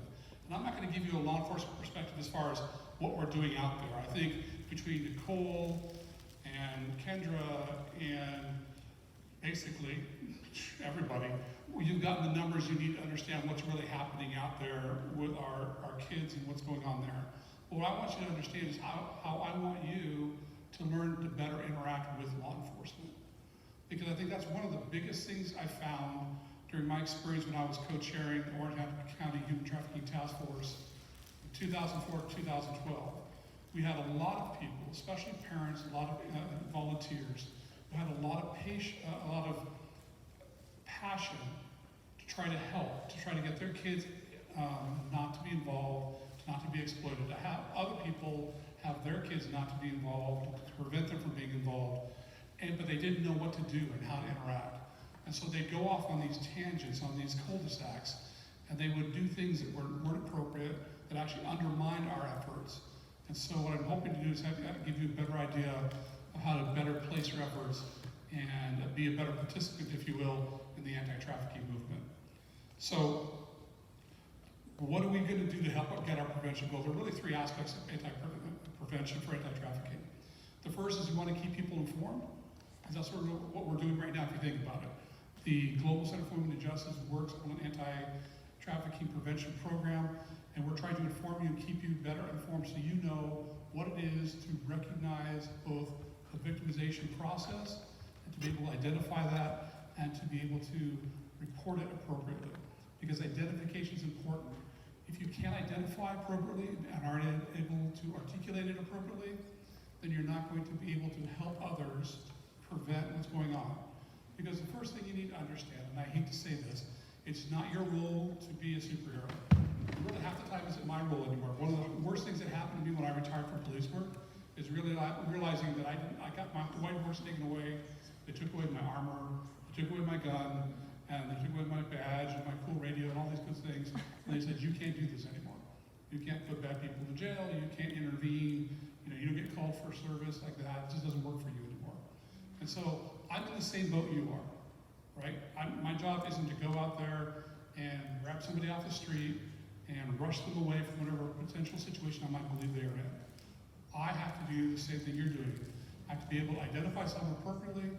I I have to be able to decide what's going to happen with them, and I have to make the right call to the right people so they can do what they need to do to make things happen. And so that's what I want to help you understand better today, right here. So intervention isn't grabbing somebody or talking to somebody or creating a sting of your own to, create a call or to go to a call for somebody if you see someone in the paper or someone online and have them come to your hotel room and then convince them that they're doing the wrong thing and then like whisk them away to some magical place that you think is going to be safer for them. Your job is to work with an anti-task force group or with your local law enforcement agency or with your faith-based community or whatever your role is appropriate for you based on your training experience, and do that. So what does that look like? When we're talking about it in your public and private sectors, we want you to understand what indicators are, what underlying issues are important, so that you can accurately understand what's going on. It's not enough to look at somebody and say, this is what I think a picture of a person may be, who is someone who's a trafficker or someone who's a victim. What Kendra and a lot of people have said is, hey, I guarantee you can't identify that person right off the bat. Half the operations we did had mama sans and not papa sans running the organizations. Half the operations we did had women running it that you would think would look like your next door neighbor and had nothing to do with your preconceived notions of what it looked like. I can't tell you how many times I did stranger danger for my kids in their classrooms, and everybody would say, well, what do they look like? And all these kids would say, well, they're ugly and they have long hair and they're like, they look like this guy who like begs for money in the corner over here. And I'd be, well, yeah, maybe he's a stranger, I get you. But really, it's like the people that you know, and the people that, look like just normal business people walking down the street are the people that are doing it. So you have to be informed of what it looks like. In addition, your victims are people who could be your kids. I mean, the people that we've had do most of our informing for us are people who are neighbors, or people who are next door. Our first case in Orange County, and I know we've said this over and over again for those who come to these more frequently than not, are the people who are across the street, are the parents who are saying, why isn't that kid going to school with my kid? Or why is this kid leaving home every weekend and disappearing, and why aren't the parents taking care of that? Why does this kid seem to be having the nicest clothes that they seem to have, or all these cool little, the best iPhone, or the best purses or whatever, but it doesn't match the income of that family, and that kid doesn't seem to be working at all. All of these little things seem to go together and work out. Or why does that boyfriend look like he's 23 years old and this girl's 15 years old? A lot of these things go together to put together a kind of a picture of someone, to make them potential to be someone who might be a victim of human trafficking. Also, as we're identifying these people, we want to make sure that we're realistic, okay? It's better if you suspect something that you say something. Many times we get embarrassed. And I'm letting you read these slides because honestly, I don't want to read them too. I figure we're all adults, we can all read. But many times we get in that mindset where we're embarrassed and we're saying, well, that's the neighbor. We don't want to say something that the neighbor might be embarrassed about. We've known maybe this kid or somebody, or somebody maybe we saw the market and it may look suspicious, or maybe they're begging or something and we just don't want to interfere. Or we see these kids walking down the street or they're together and we're like, I don't want to be, I don't want to get on the phone and then tell me, oh, you're full of crud, I don't know what you're talking about. And hey, I'm telling you right now, better to make a mistake and be a little bit embarrassed than not to do it and none of these people spend another week or two being sexually exploited or whatever else is going on in their lives. Now, you may just find someone who was a runaway. Well, and you may have to make them reconnect or get back in a system that can help them bridge whatever gaps that they have or get whatever help that they need.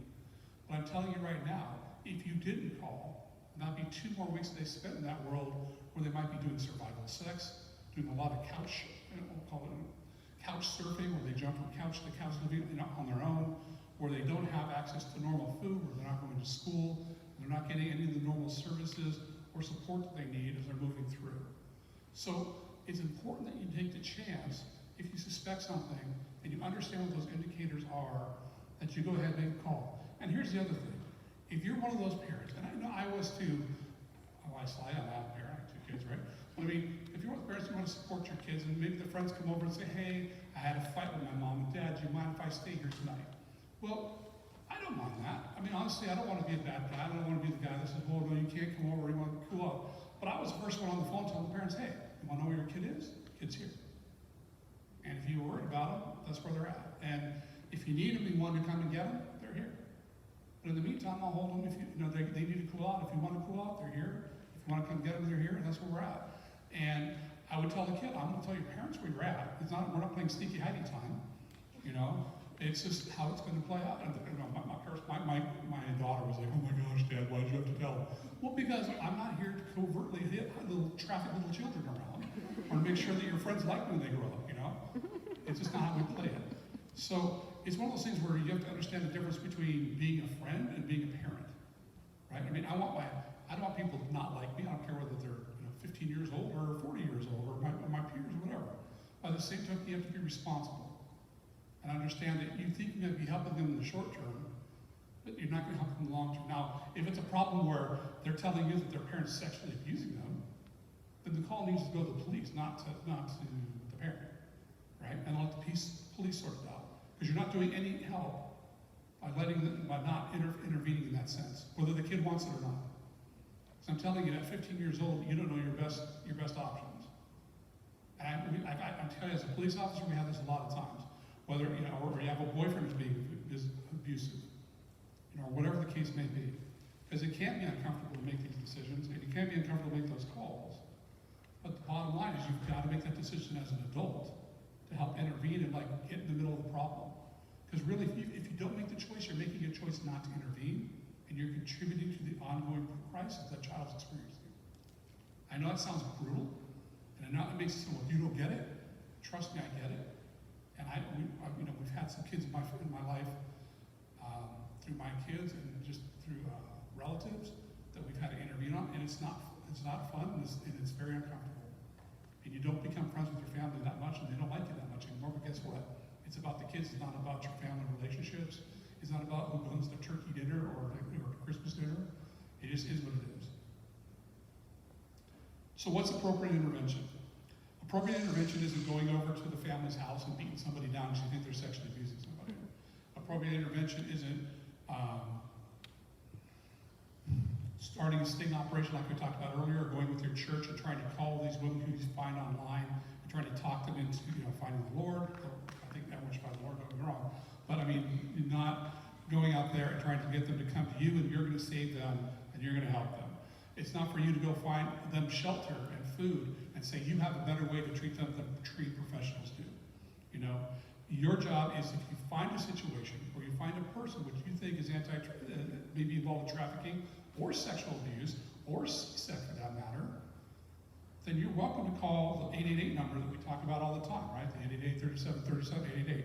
Sandy gets mad if I don't mention that number all the time, so I have to bring it up every once in a while. So you got to go out there and you got to give it a run. If you don't like that number, if it's afraid because it's in red or just kind of gives you weird stuff, they have 100 languages. I guarantee you're going to be hard pressed to find languages they don't speak. But if you don't want to call that number because it's a national hotline, it seems a little bit too much, then you should be getting connected with your local task force, especially if it's a human trafficking situation. Because if you've connected with them ahead of time, whether it's with a particular agency in the task force or the task force as a whole, then you'll know who to call in that task force. You feel comfortable calling, so you don't feel embarrassed if you do find something that you might feel you're not sure about, but you want to connect with them. Because I guarantee you, every time in the 8 years that I spent being a co-chair at the Orange County Human Trafficking Task Force, if somebody came up to me and shared something they thought about, we investigated it. Even if it sounded wild and off the wall or whatever, we investigated it. Because I didn't want anyone to feel that what they shared with us wasn't important. And you never know. Some of the most off-the-wall kind of tips that we got turned out to be something solid. It may not have been human trafficking, but it could have been something different. It could have been runaways, could have been abuse, could have been kidnapping, could have been all kinds of different things. Massage parlors, could have been prostitution, all those different things could have come up out of it. So don't second guess it before you talk to people and let them make a more professional decision. And finally, if there's no task force, if you feel that you're at loss, you're always welcome to talk to your local police department, or maybe your local social service agency. You don't feel comfortable talking to guys with guns and gals with guns. I get it. Police aren't very popular these days. So for whatever reason you feel that they're too much, or you're not feeling comfortable with police, social service agencies, sometimes nonprofit organizations are more comfortable, rock and roll. whoever you can talk to feel more comfortable to share your impressions of what you have after you've been informed like you're being informed today, so that you can go out there and make sure you potentially intervene in something that can keep a child from being human trafficked. Because I guarantee you, way easier to intervene in a child's life before they become a victim than after they become a victim, and try to get that whole victimization and exploitation out of their heart, out of their mind, out of their soul, right? What I can say again is, please don't try to save victims. It's not your job to come in on a shiny horse. I guarantee you'll be very disappointed. Most of these victims don't think you're saving them. They're not very nice about that. They'll tell you very roundly and very clearly in some unembellished terms how much they don't appreciate you intervening with their lives. But you just can't listen to that. You're an adult. Just move forward. Let other people do it. That's what your job is. So finally, what do you want to do? You know, remember, the U.S. right now, with their anti-trafficking money, is only investing 1% of that money. It comes out to, I believe, like, what, $5,000? I mean, I don't know how to super low. Maybe $5,000 a year in prevention. And yet I would say, Dr. Morgan, I think, would echo this, and I think anyone who's worked in this longer than about 20 minutes would say that prevention is probably the best kind of investment of resources you can give when it comes to human trafficking. Because they need all the rest of that money to try to unwind people who become victimized and who are survivors of human trafficking, to bring them back, even with all the resilience, even with all the training and special shelters and all the different resources we can provide for them, our victims and survivors, to bring them back to some kind of normal again and become, back to their lives. So number one, if you can intervene appropriately, please do. Also, we are all responsible for helping to identify. There's nobody who should be opting out. If you opt out, you are part of the problem. Whether you are indirectly part of the problem or directly part of the problem, you are part of the problem. I don't know how to sugarcoat it, you just are. Well, especially once you know. And finally, you need to help spread word to others and understand what your role is in that kind of development. If you're not a police officer, you shouldn't run around trying to arrest people. If you're not a social service person, you should go out and try to counsel people. If you're not an undercover officer, you shouldn't be doing undercover operations trying to save people. We all have a passion to help people once we hear about this crime. But the best thing you can do for potential victims, or if you see a potential human trafficking situation, is report it to people whose job it is to intervene. Keep yourself safe. Keep your potential victims safe. And even if it's not a risk person, try to intervene as soon as you can to minimize their victimization, or even better, try to make sure they're not victimized at all. Thanks for listening today, folks.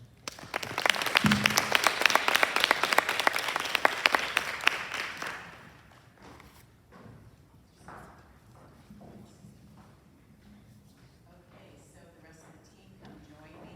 I know we're running a few minutes late. If you have questions, please use this QR code or go to Slido on your phone and put in the the number 1845514, and you can ask your questions, and it's going to show up on my iPad. Now, I do have some slides, but we started a little bit late, and so whenever we start late, I cut myself. But I do have 3 minutes that nobody covered yet. If you have a 12 to 19-year-old in your life, will you please raise your hand? Grandchild, daughter, son? Okay, so Stephanie, can you go up to my slides where I have Heart's Ladder? Okay.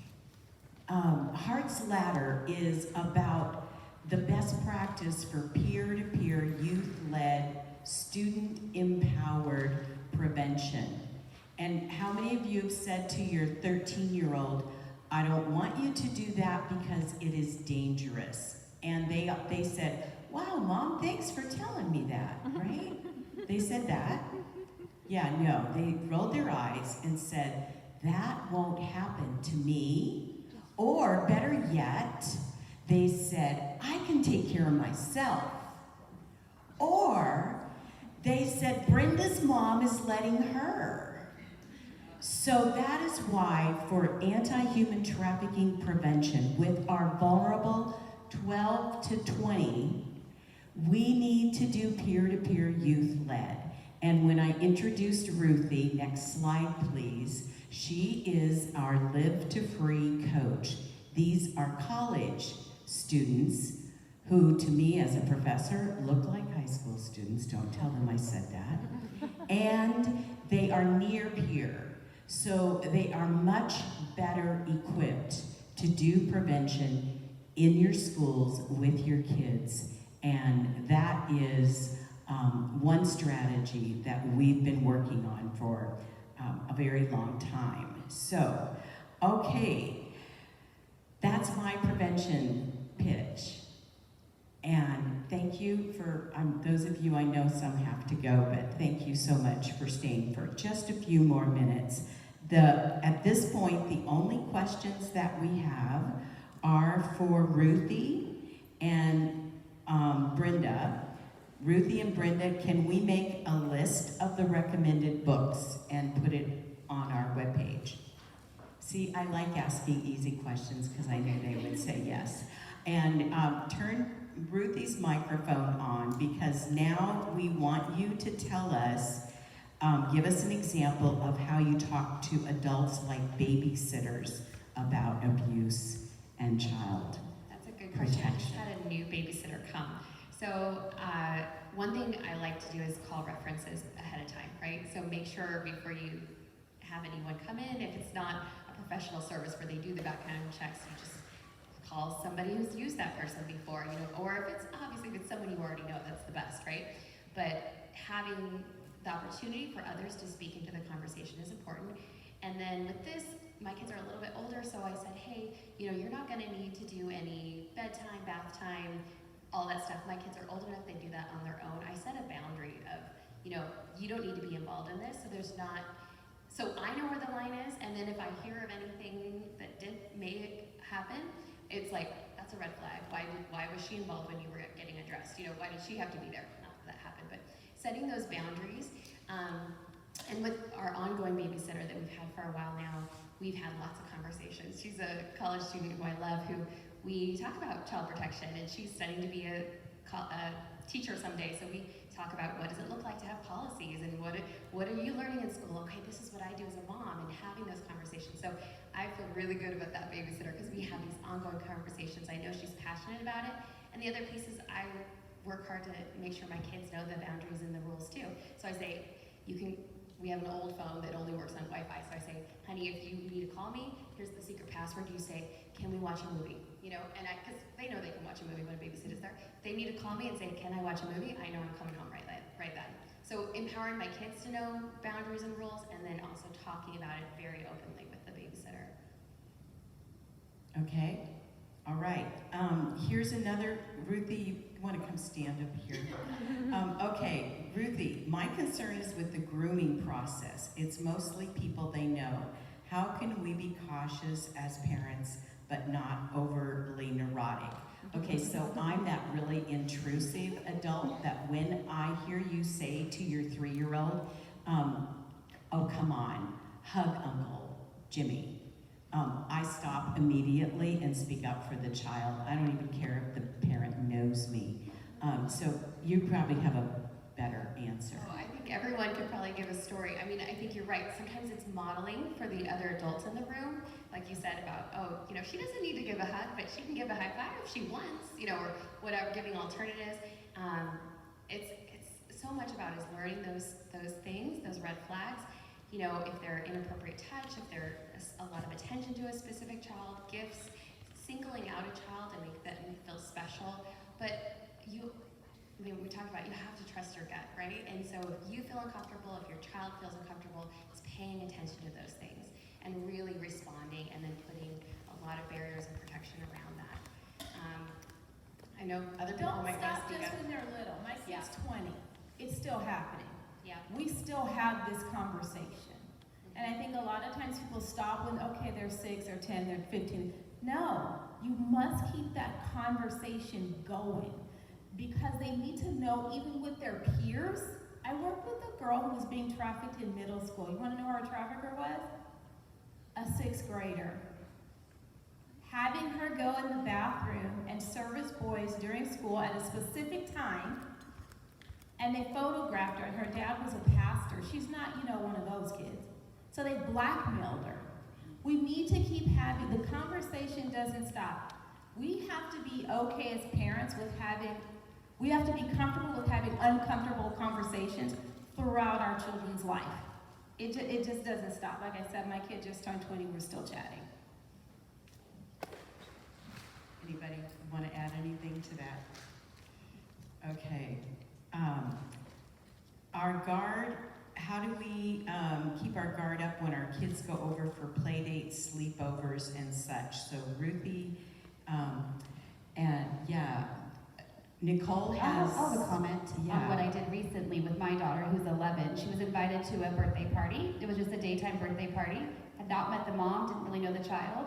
She sent me the text saying, your daughter's invited to the birthday party. I said, okay, and I will be staying. Okay. I will be staying. And the mom said, I'm so glad you said that. You're more than welcome. Many parents don't. I said, yeah, I will be staying. Good job. Brenda, do you have a... I just had a similar experience where, I've had parents say, if you'd like to drop your son off, we're for a play date, and I would say, sure, but I'd like to stay. I can bring work with me. Nobody needs to entertain me. I'm independent, and I'll bring my computer and I'll be working, but I'd like to stay. And that's kind of what I do as well. I don't. Ruthie?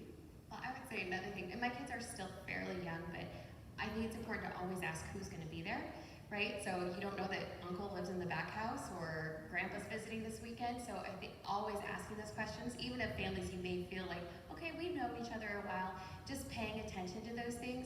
So for instance, when we've only had a few slumber parties, but I've always said, my husband's going to be there, or he's a hospitalist, he works a lot at night. Matt's going to be gone. It's just me and the girls. And so giving parents, modeling that that's an appropriate question to ask, making sure I had a good friend teach me, ask, are there guns in the house? As your kids get older, what kind of access to alcohol is there? Asking those questions, again, being okay with being awkward is really important to put it out there and model that's what we do as parents. We make sure our kids are safe where they're going.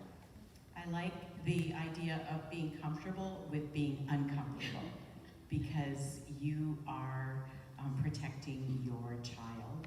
And so, okay, any other questions? Anybody that couldn't figure out Slido? I know and I'm not trying to single anybody out on that, honey. Back there, my husband, he's like, what? If you have a question, you want to stand up and ask it, feel free to do that. I didn't even try to figure it out, just thought of this now.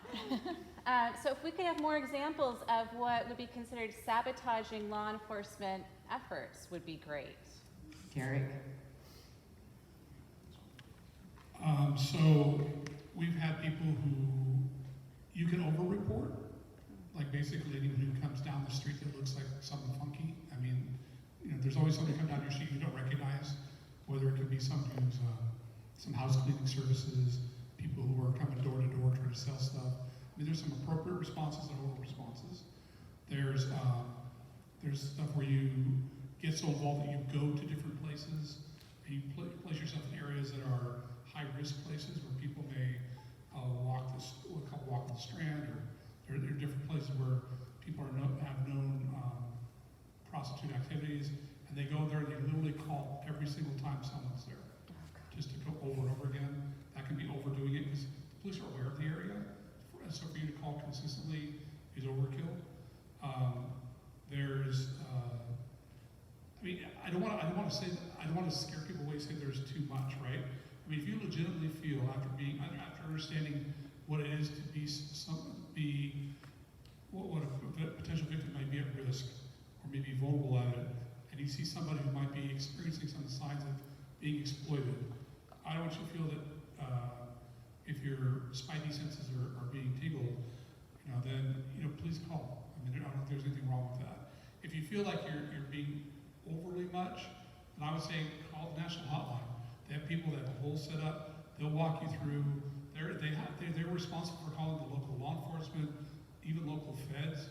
Everybody gets a piece of it. So it could be something you see online. maybe somebody who's inappropriately contacting your child. It could be something you see on the street. It could be someone who's like begging at a supermarket. It could be someone who's like, because people aren't supposed to beg with their like newborn kids, right? There's all those things are problems, right? So as you go through, none of those things are inappropriate. I would just say that if you're calling every 15 minutes on something you see, like, because someone happens to be like, someone's begging at the intersection to a freeway, and they're 40 years old, that's probably not a human trafficking problem, right? I mean, so you might want to put it in perspective. When we're talking about kids, the police and everyone else can be a lot more lenient about it, right? So I would just say, and I think to tag on to that as far as reporting, because one of our DAs that prosecutes these cases recently said 80% of recruiting was happening online, and I've heard corroborating evidence from various other counties. And so one of the things that we didn't have on this slide that I want you to write down is cybertipline.org, and you can do an online report. I get calls all the time because people call me instead of the 888 number. And I'm really generous with sharing my cell phone, so if anybody wants it, let me know. And they told me what had happened with their 16, 17-year-old daughter, and I immediately asked them to report this to the cyber tip line because they have the resources to investigate online. And if you live in an area where there isn't an Internet Crimes Against Children Unit, ICAC, I can say the acronyms, I can't say the real words anymore, Nicole, help me. Then it's better to use those internet resources. Also, to Derek's point about using the hotline, when you call, there are algorithms that collect the data. And so if there are 3 or 4 different calls in the same region, it triangulates, and now we have enough to launch an investigation. We get 100 different individual little ones, but we don't have anything in the same area and we don't have enough information, then it may not trigger a full-on investigation. So what you see may not seem big enough, but report it anyway, because big data is finding ways to mine that for real cases. Okay, I'm gonna check one more time for last questions. I don't have any here. Is there anybody else that wants to ask a question? Cindy, real quick. So just, most task forces, if they get a call from the from a cyber tip line, but also from the national hotline, they will look into it to some degree. It may not come up with a full-blown investigation. I know we did when I was in charge, because you can't afford not to. You just never know. So I mean, it may not be like a full-on, everybody, all hands on deck going, but somebody will look into it to check it out, whether it goes to patrol or something like that. And part of prevention is advocacy. So you can begin advocating in your schools with your school leaders about what is happening for prevention, how are teachers being trained, all those kinds of things. So there are ways for you to be involved locally that aren't going to be like creating your own stings or any of the things that the chief was talking about. Okay, you stayed late, and so you get a cookie on your way out, and you get a bag that includes a really cool pen that is has a stylus on it for your phone, and then last slide, in your white bag that they're going to give you, you have a save the date for Priceless 2021. And so please let us know if you're interested in participating in that. And I just want to echo everything this team said. Thank you for showing up. And the more education that we have in our community, the safer safer our community is, and spread that word. I want to thank Idalis and Anna for taking care of all the logistics to put this together. I want to thank Vanguard for opening so we could do an in-person event. It's so wonderful to see you in person. And lastly, make sure you stop at the table and talk to Danielle and Anna about the shirts and candles. This is like leftover or running over blessings from an event they did for Mother's Day shopping to benefit the Global Center for Women in Justice. But there's no guilt. You don't have to pay anything or buy anything. We're just glad you came here because education is one of our goals in prevention right here in Orange County. So thank you all very much.